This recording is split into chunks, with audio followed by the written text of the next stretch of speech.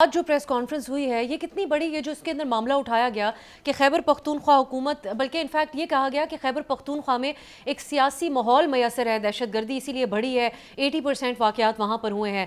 تو یہ جو ایک پالیسی کا فرق ہے کے پی حکومت کا، پی ٹی آئی کے موقف کا، یہ رکاوٹ بن سکتا ہے کہ آپ جتنی بھی کوششیں کرتے رہیں مذاکرات کا کوئی راستہ نہ نکلے۔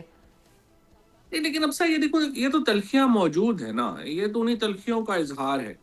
پہلی بات تو یہ ہے کہ آئی مسٹ سے کہ جو کلیئرٹی ہے D G I S P R کی اور فوج کی ٹیررزم کو لے کے، وہ تو قابل تعریف ہے اور یہی ہمیں کلیئرٹی چاہیے۔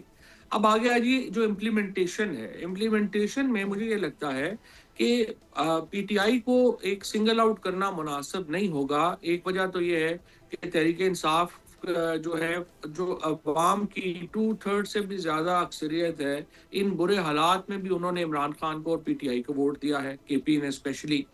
اس کے بعد آپ جے یو آئی کا کیا موقف ہے، اے این پی کا کیا موقف ہے، پی ٹی ایم کا کیا موقف ہے؟ تو جو خیبر پختونخوا کی ساری ہی سیاسی جماعتیں ہیں وہ ایک ہی موقف رکھتی ہیں ان معاملات کے اوپر۔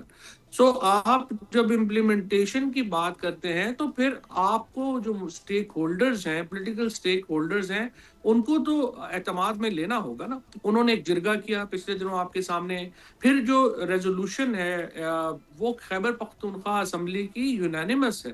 تو یو کانٹ سے کہ پی ٹی آئی کا موقف جو ہے وہ کچھ امپلیمنٹیشن کے حوالے سے کچھ علیحدہ ہے اور باقی ساری جماعتیں ہمارے ساتھ ہیں، تو یہ تو نہیں آپ کہہ سکتے۔